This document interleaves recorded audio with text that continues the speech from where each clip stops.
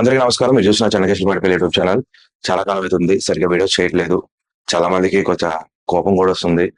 కాకపోతే ఇక్కడున్న సిచ్యువేషన్స్ మనం అర్థం చేసుకోవాలి. ఫస్ట్ ఆఫ్ ఆల్ ఏంటంటే సరైన కెమెరాస్ లేకనే వీడియోస్ చేయట్లేదు. నిన్నే కాస్త అమౌంట్ చూసుకొని కెమెరా కొన్నాను. మళ్ళీ ఈ రోజు పొద్దున్న లేచిన కాడ నుంచి నాకు ఒక 5,000 ఇవ్వండి, 10,000 ఇవ్వండి, నేను లోన్ కట్టుకోవాలని చెప్పేసి ఒక అతను 3 రోజుల నుంచి సాగుపడుతున్నాడు. ఎవరైనా సరే నాకు ఫోన్ చేసి దయచేసి ఫస్ట్ ఆఫ్ ఆల్ సొల్యూషన్ అడగండి తప్ప డబ్బులు అడగడానికి ట్రై చేయదు. పెద్ద ఛానల్ ఏం కాదు. లక్షలు ఏమో ఇన్కమ్ వచ్చి పడదు. నాకు తెలిసి పేమెంట్ వచ్చి కూడా మనకి దాదాపు కొన్ని నెలలు అయితే అవుతుంది. ఎందుకంటే ఈ కొంతకాలం ఏంటంటే సరిగ్గా వీడియోస్ అనేది 100% మనం అయితే చేయట్లేదు ఛానల్లో. కొంచెం తగ్గించేసాం వీడియోస్ చేయడం అనేది. ఎందుకంటే కొన్ని ఆర్థిక పరిస్థితులు కూడా మనకి దానికి సహకరించట్లేదు. ఒకవేళ మనం ఏదైనా చెప్పినా కానీ కొంతమందికి ఏంటంటే సిల్లీగా అనిపిస్తుంది. సరే ఏదేమైనప్పటికీ కూడా okay, then fine, there is no issue. మళ్ళీ అయితే మనం వీడియోస్ లోకి అయితే వెళ్ళిపోదాం. వీడియోస్ అయితే ఎంత చక్కగా చేసుకుందాం. ఇక్కడ వచ్చే కొత్త లోన్ యాప్స్ గురించి మాట్లాడదాం. వాటి జోలికి వెళ్ళకుండా ఉండడానికి అయితే ట్రై చేద్దాం. మాక్సిమం అయితే ఇలాంటి వీడియోస్ ని దయచేసి షేర్ చేయండి. ఎండ్ వరకు చూడడానికి అయితే ట్రై చేయండి. ప్రతి ఒక్క విషయం కూడా చాలా ఇంపార్టెంట్. ఇది మనల్ని ఏం చేస్తుందంటే ఇటువంటి పరికమాల లోన్ యాప్స్ బారిన పడకుండా అయితే ఇలాంటి వీడియోస్ మనల్ని కాపాడతాయి. కాబట్టి దయచేసి ఇలాంటి వీడియోస్ కి సపోర్ట్ చేస్తారని ఆశిస్తూ ఇక వీడియోలోకి అయితే వెళ్ళిపోదామండి. ఈ రోజు కన్నా చూసుకున్నట్లయితే మేజర్ గా చాలా మంది నన్ను అడిగే క్వశ్చన్ ఏదైతే ఉందో, మేము లోన్ కడతాం, మేము లోన్ కట్టినా వాళ్ళు మళ్ళీ అడుగుతున్నారు, మేము ఏం చేయాలి? ఇది చాలా మంది అడిగే క్వశ్చన్ అనమాట. చాలా మంది అసలు ఎన్నిసార్లు అడుగుతున్నారంటే, నాకు ఈ క్వశ్చన్ అడిగే వాళ్ళందరూ కూడా బిలో 10 to 15,000 మధ్యలో వాళ్ళు. ఇగో చూడండి, మెసేజ్ వస్తూనే ఉంటాయి అనమాట. ఇదిగో వస్తూనే ఉంటాయి. నాకు మెసేజ్ చేయడం కంటే కూడా కాల్ చేయండి, దానికి నేను రెస్పాండ్ అవడానికి ఏదో ఛాన్సెస్ ఇక పెడతానే ఉంటారు. ఇక రిప్లై పెట్టినా కూడా ఇక మనక అరే బాబు కాల్ చేయండి బాబు అన్న కాడి కంటే కూడా ఈ మెసేజ్లు వస్తూనే ఉంటాయి. ఏమని చేయాలి చెప్పండి? ఎంతమందికి ఒక్కరు ఉన్నారు ఇప్పుడు అవుట్ సోర్సింగ్ లో, నేను ఒక్కనే ఉన్నా ఇక్కడ మాట్లాడడానికి ఫోన్ పట్టుకోవాలి. కాకపోతే ఇక్కడ ఉన్న సమస్యలు చూసి చాలా పెద్దవి. అట్ ద సేమ్ టైం ఈ లోన్ యాప్స్ ఇబ్బంది పడే వాళ్ళు, లోన్ యాప్స్ వాళ్ళు ఇబ్బంది పడేవాళ్ళు కొన్ని లక్షల మంది ఉన్నారు. వీళ్ళందరూ నాకే ఫోన్ చేయడం, వీళ్ళకి సరైన సమయంలో సరైన సజెషన్ కూడా ఇవ్వలేకపోతున్నాం. ఒక్కొక్కసారి ఏంటంటే వీళ్ళు అడిగే క్వశ్చన్స్ అలా ఉన్నాయి అనమాట. ఎందుకంటే ఈజీగా చెప్పాలంటే క్లియర్ కట్ గా ఏంటంటే దీనికి సొల్యూషన్ అనేది ఉంది, దీనికి ఈ విధంగా చేయండి అని చెప్పుకుంటూ పోతున్నా కానీ చాలా మంది చేయట్లేదు. యూట్యూబ్ లో వీడియో ఎందుకు పెడతాము? ఇది ఖచ్చితంగా 10 మందికి రీచ్ అవుతుంది, 100 మందికి రీచ్ అవుతుంది. ఇప్పుడు ప్రతి ఒక్కరికి ఫోన్ చేసి నేను ఎవరి చెవులో వాళ్ళకి చెప్పలేను కదా. అందుకోసమని యూట్యూబ్ లో వీడియోస్ చేయడం, దాన్ని కూడా యూజ్ చేసుకోలేక మిస్యూజ్ చేసుకుంటున్నారు మన వాళ్ళు. దానికి మనం ఏం చేయగలం చెప్పండి? ఒక్కటి మాత్రం చెప్తున్నానండి, ప్రతి ఒక్క వీడియో కూడా చాలా ఇంపార్టెంట్. అది ఎవరో ఒకళ్ళ పడ్డ బాధ నుంచి ఆ బాధను ఎక్స్ప్లెయిన్ చేసుకుంటూ వీడియోస్ చేసామే తప్ప వేరే సొంత క్రియేటివిటీతో లేకపోతే ఇంకేదో ప్రాంకులు ఏం కాదు. ఇక్కడ ఎంతో మంది నాకు ఫోన్ చేస్తున్నారు, వాళ్ళ యొక్క బాధలు చెప్తున్నప్పుడు వాటిలో ఇలాంటి ఇబ్బంది పడుతున్నారు, కనీసం 10 మందికి తెలియాలి అనే ఉద్దేశంతో కొన్ని వీడియోస్ అనేది వాళ్ళు చెప్పిన విధానం బట్టి నేను కొంచెం చెప్పుకుంటూ పోవడం జరిగింది తప్ప దీంట్లో ఎటువంటి ఫేక్ గానీ డొక్కా దోషాలు ఏం లేదండి. దయచేసి అర్థం చేసుకుంటారని అనుకుంటున్నాను.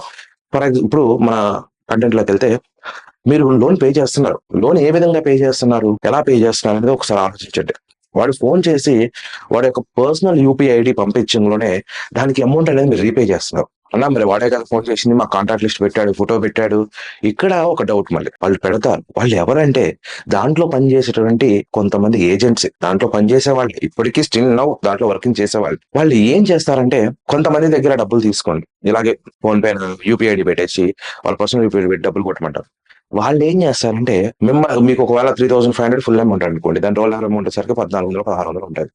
1,400 1,600 అమౌంట్ కట్టేసి దాని డేట్ ఎక్స్టెండ్ చేసేసి మళ్ళీ మీకు ఏం చేస్తారంటే వాళ్ళు 1,400 పే చేస్తారు, మిగిలిన డబ్బులు వీళ్ళు వేసుకుంటారు, అది డేట్ ఎక్స్టెండ్ అవుతుంది. మళ్ళీ 1 వీక్ తర్వాత మీకు ఏమవుతుంది, ఆటోమేటిక్ గా మళ్ళీ అక్కడ నుంచి కాల్స్ అనేది స్టార్ట్ అవుతుంది. కొంతమంది తెలియని విషయం ఏంటంటే ఈ రోల్ ఓవర్ పేమెంట్ అంటే 1 వీక్ కి వడ్డీ అనే సంగతి కూడా చాలా మందికి తెలియదు. అది కూడా తెలుసుకోవాలండి. ఎందుకంటే ఈ రోల్ ఓవర్ పేమెంట్ అనేది కేవలం ఒకరికి సంబంధించి, అంటే అది ఈఎంఐ అనేది ఎంత మాత్రం ఉండదు. 7 days యాప్స్ లో ఈఎంఐ పాలసీ అనేది ఎంత మాత్రం ఉండదు. 7 days యాప్సే కాదు, అలాగే 15 days యాప్స్ కూడా. ఇలాంటి ముసుగులో ఇలాంటి కొన్ని యాప్స్ చేసే అరాచకాలలో కొంచెం ఈ ఎన్బిఎఫ్సి సంబంధించినటువంటి యాప్స్ కూడా ఈ మధ్య ఇలాగే తయారవుతుంది. వాటి గురించి మాట్లాడాలంటే మనకి సరైన సపోర్ట్ లేదు. సరైన సపోర్ట్ ఉంటే దీనికి 100 రెట్లు మనం దాని మీద యాక్షన్ అనేది తీసుకోవచ్చు.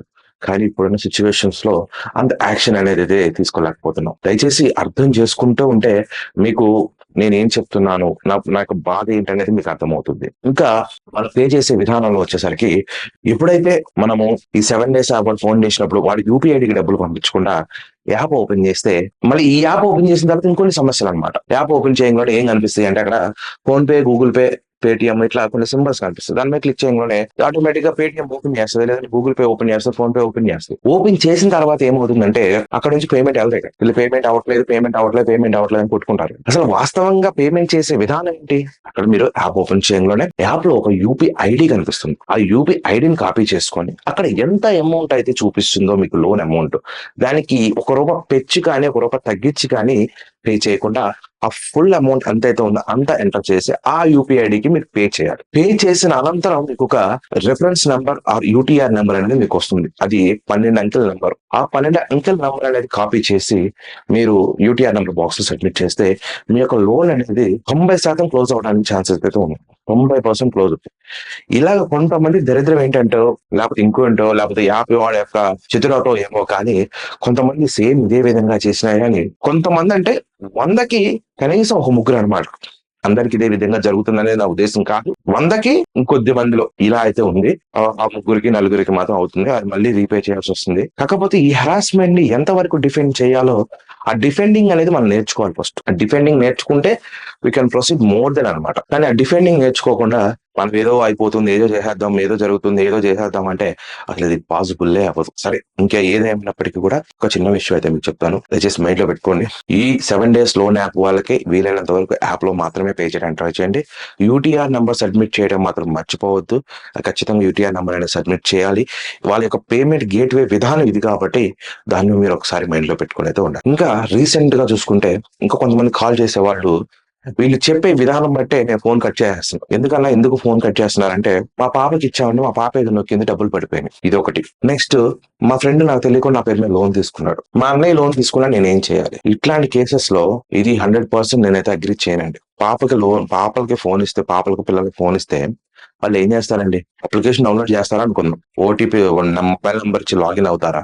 లాగిన్ అయిన తర్వాత ఇంకా మీ ఆధార్ కార్డు, మీ పాన్ కార్డు, మీ బ్యాంక్ అకౌంట్ నెంబర్ వాళ్ళు ఇవ్వగలరా? ఇవ్వలేరు కదా. అలాంటి అబద్ధాలు అయితే చెప్పొద్దు. ఇంకా నెక్స్ట్ వచ్చేసరికి మా ఫ్రెండ్ కి ఇచ్చాను ఫోన్, నా పేరు మీద లోన్ అప్లై చేశాడు. లేకపోతే మా ఫ్రెండ్ లోన్ తీసుకున్నాడు, అతను ఇబ్బంది పడుతున్నాడు, అతనికి నేను ఏ విధంగా హెల్ప్ చేయాలి? ఫస్ట్ ఆఫ్ ఆల్ ఎవరైతే విక్టిమ్ ఉంటాడో అతను, అన్న నేను ఇది చేశాను, కరెక్ట్ గా నాకు ఇది జరిగింది అని నాకు అతను తెలియజేసినప్పుడు నేను దానికి ఏదో రకంగా నేను సొల్యూషన్ అనేది చెప్పగలిగే స్తోమతలు అయితే ఉంటా. అతను చెప్పేది ఖచ్చితంగా నాకు అర్థమవుతుంది, నేను చెప్పేది అతను రిసీవ్ చేసుకోగలడు. అతను ఎప్పుడు లోన్ తీసుకున్నాడు, ఏ టైంలో లోన్ తీసుకున్నాడు, ఎంత పడింది అతని అకౌంట్ లోకి, ఇతను ఎంత కట్టుకుంటూ వచ్చాడు ఇన్ని రోజుల వరకు అనే క్లియర్ గా అతను నాకు ఎక్స్ప్లెయిన్ చేస్తే నేను దాన్ని బట్టి నేను సొల్యూషన్ అనేది చెప్తాను. ఈ మధ్యలో ఫోన్ చేసే వాళ్ళకి ఏం తెలుసు, మా వాడోది లోన్ తీసుకున్నాడంటే ఇబ్బంది పడుతున్నాడు, నేనేం చేయాలి అంటాడు. అసలు ఫస్ట్ నేనేం చేయాలి, నేనేం తెలుసుకోవాలి ఫస్ట్ అతని దగ్గర నుంచి. ఇలా కొన్ని ఉంటాయి. దయచేసి మధ్యలో దూరొద్దండి. ఎందుకంటే ఎవరైతే విక్టిమ్ ఉన్నారో అతనితో ఫోన్ చేయించండి. ఆల్మోస్ట్ ఇంకా కొంతమంది మీరు ఫోన్ చేసినా రెస్పాండ్ అవ్వట్లేదు అంటున్నారు. ఫోన్ చేసినా రెస్పాండ్ అవ్వడం అంటే ఏ విధంగా అవ్వగలం చెప్పండి?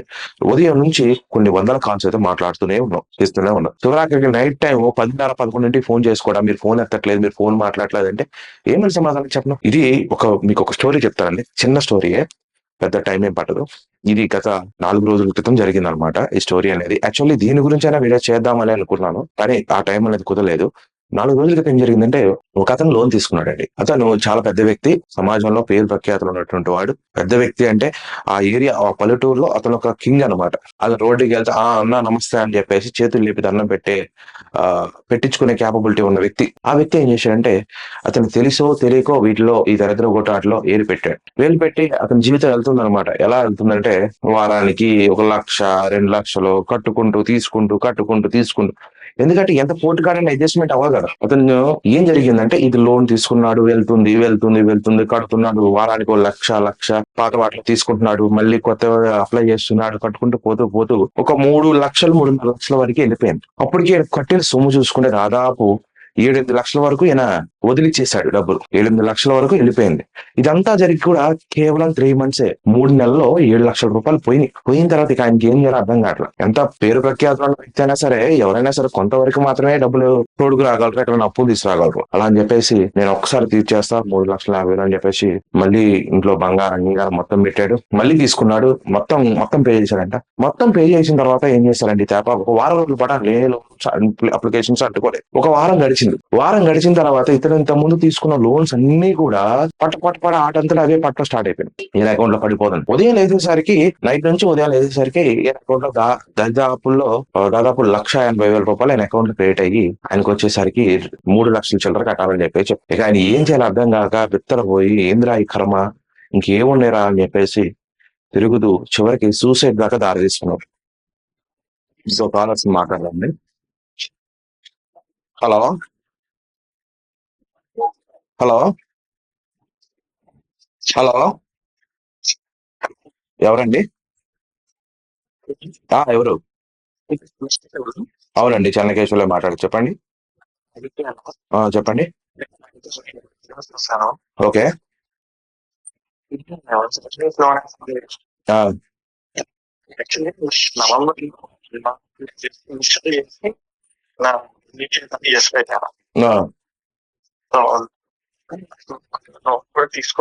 ఆ. మీరు నవంబర్ లో అప్లై చేస్తే మీకు ఈ మధ్య 3,000 వేసారా?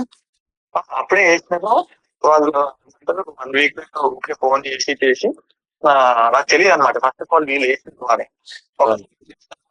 ఫోన్ చేసి ఇగో ఈ అమౌంట్ నీకు వేసిన, ఈ అప్లికేషన్ అయితే అప్పుడు ఇన్స్టాల్ చేసినావు, వెళ్ళి నువ్వు డౌన్లోడ్ చేసినావు, అందులో నుంచి యూపీఐ పే చేసేసి అని చెప్పాను. యూపీఐ పే చేసేసిన అప్పటికే. ఒకటే అప్లికేషన్ లో కానీ 2 డిఫరెంట్, పైసా హోమ్ అని ఒకటి, ఇంకొకటి ఏదో ఉంది.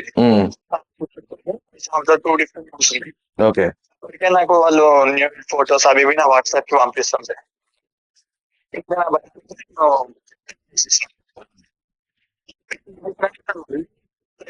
నవంబర్ లో ఇష్యూ అయితే మళ్ళీ ఇప్పుడు ఒక 1 వీక్ నుంచి నేను లిఫ్ట్ చేయట్లేదని చెప్పి మా పేరెంట్స్ కి ఫోన్ చేస్తున్నారు, ఇంకా వాళ్ళని చేస్తున్నారు. అయితే నిన్న మా అమ్మ వాళ్ళకి కూడా ఫోన్స్ పోయినాయంట. మా పేరెంట్స్ కదా అని వాళ్ళకి చెప్పినా నాకేం సంబంధం లేదు అని. ఇప్పుడు మా అమ్మ వాళ్ళకి పోయి వాళ్ళకి హెరాస్ చేస్తున్నారు. అది ఎట్లా చేద్దామన్నా, ఏం చేస్తా అవుతుంది? నేను ఒక్కసారి నిన్ను ఎంక్వైరీ చేస్తాను. అసలు నాకు ఒక్కసారి ఏ యాప్ లో తీసుకున్నారు, ఏ మొబైల్ నెంబర్ మీద తీసుకున్నారు, నాకు ఒక్కసారి స్క్రీన్ షాట్లు పెట్టండి. యూపీఐ పేమెంట్ ట్రాన్సాక్షన్స్ కూడా ఉన్నాయి, అవి కూడా. వాటి వల్ల ఉపయోగం లేదండి, వాటి వల్ల ఉపయోగం ఏమీ లేదు.